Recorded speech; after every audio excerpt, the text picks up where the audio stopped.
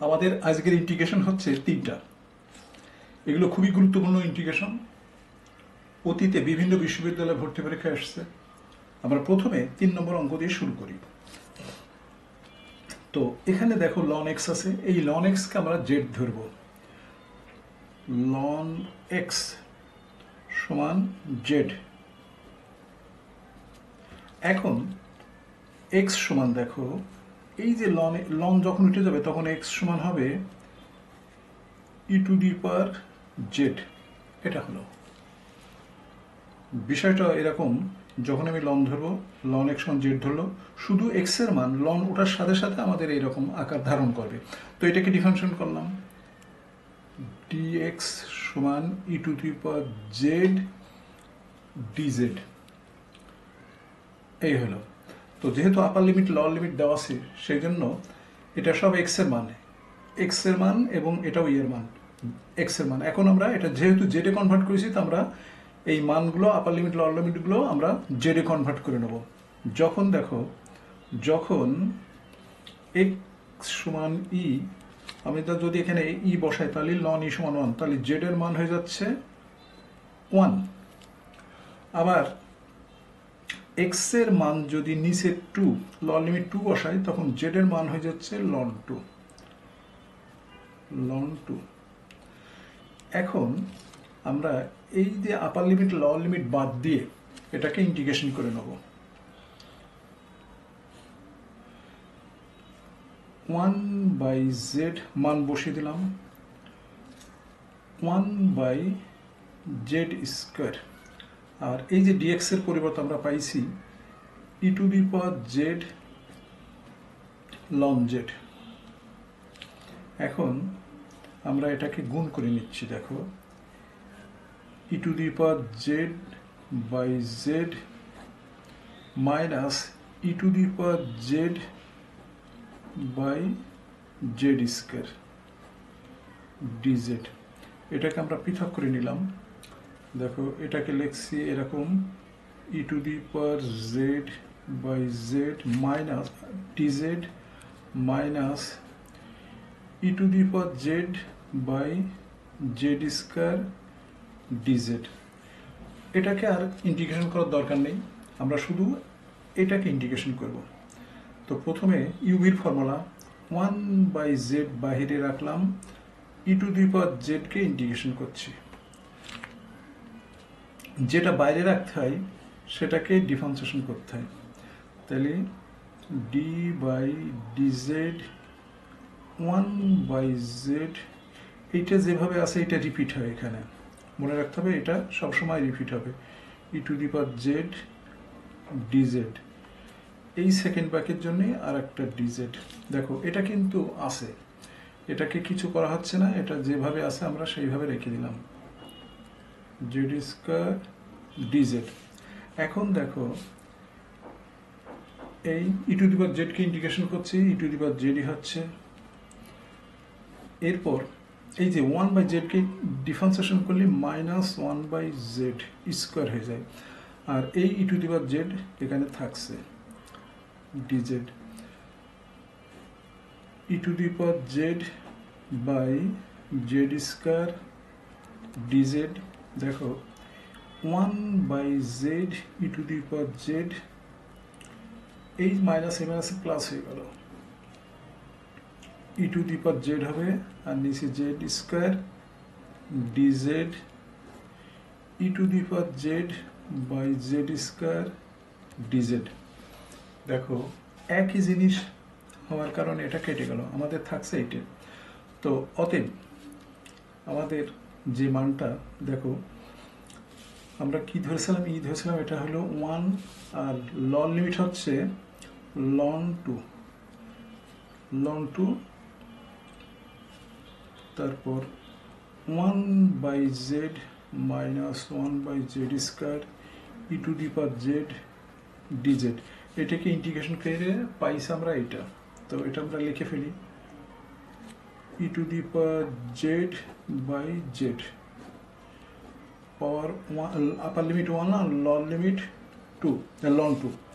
তো 1 বসালাম, e to the power 1/1 minus ln, দেখো লন 2 বাই লন 2, এই তো এটা ই হলো, আর এই যে লন 2 এটা 2 হয়ে গেল, আর এটা নিচি লন 2 থাকলো, অর্থাৎ আমাদের অ্যান্সার হচ্ছে এই যে এটা ই মাইনাস 2 বাই লন 2। এখন আমরা চলে আসছি দ্বিতীয় অঙ্ক। মনে করো এই অঙ্কটা করে এখন, এই অঙ্কটা প্রথম অঙ্কটা, তারপর দ্বিতীয় অঙ্কটা করব। প্রথম অঙ্কটা দেখো,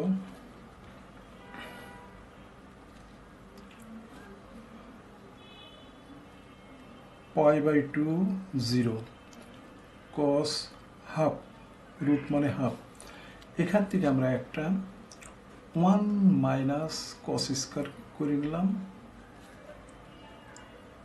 আর একটা সাইন এক্স থাকলো ডিএক্স। এই যে কস কিউ আছে এটাকে sine x into sine square x মানে আমরা 1 মাইনাস কস এক্স, এটার সাথে এটা গুণ করে দিই, পাই বাই 2 0 গুণ করলে cos half x minus cos 5 x, আর এটা সাইন এক্স ডিএক্স। দেখো এটার সাথে এটা গুণ করলাম কস পাওয়ার হাফ এক্স, আর 2 এর সাথে হাফ যোগ করলে 5 বাই 2 হয়। তো এখন আমরা ধরে নিই কস এক্স সমান জেড, অতএব তাহলে কি হবে minus sine x minus sine x dx সমান সমান হবে ডিজেড।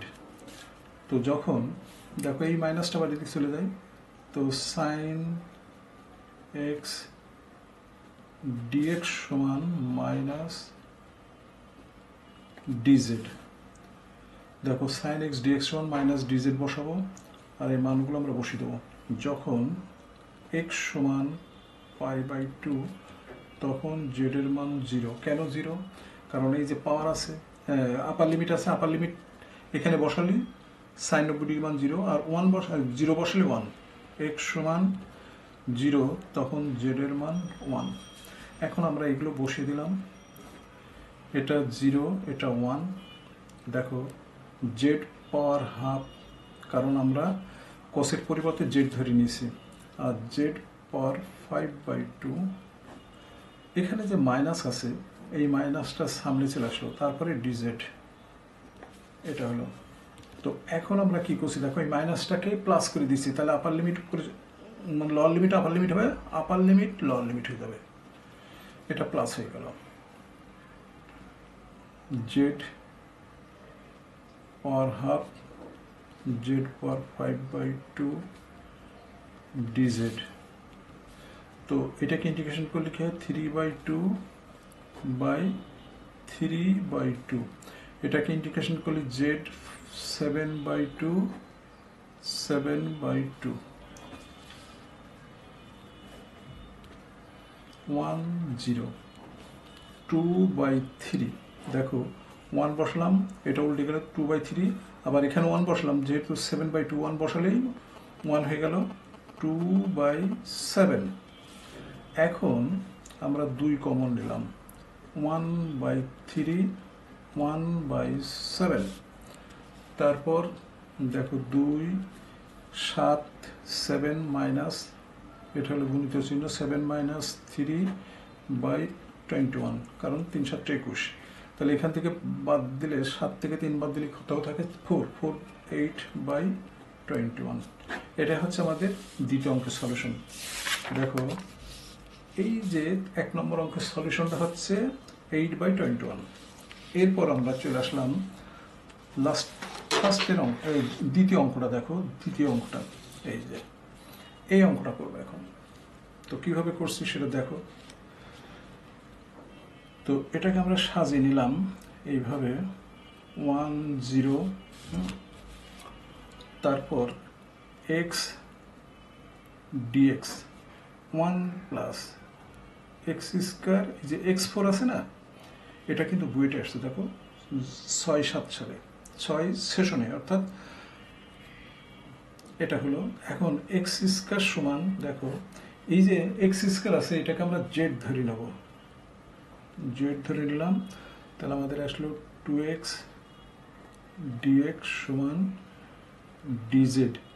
এক্স সমান 1 হলে জেড সমানও 1, আবার এক্স সমান 0 হলে জেড সমানও 0।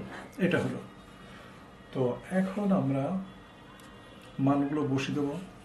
দেখো মানগুলো বসালি 1 0, এখানে এক্স ডিএক্স, এখানে 2x আছে, তাহলে এখানে একটা 2x করার সাথে সাথে একটা হাফ চলে আসে। তো এখানে আমাদের ডিজেড বসিয়ে দিলাম, আর নিচে এলো 1 প্লাস জেড স্কয়ার। তো দেখো 1/2 এটা কিসের সূত্র পড়ে গেল? Tan inverse Z.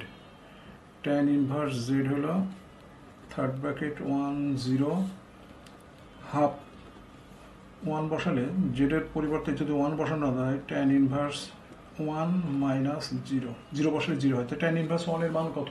π/4। তাহলে π/4 হাফ ইন্টু π/4, তাহলে π/8 অ্যান্সার। আমাদের অ্যান্সার হচ্ছে π/8।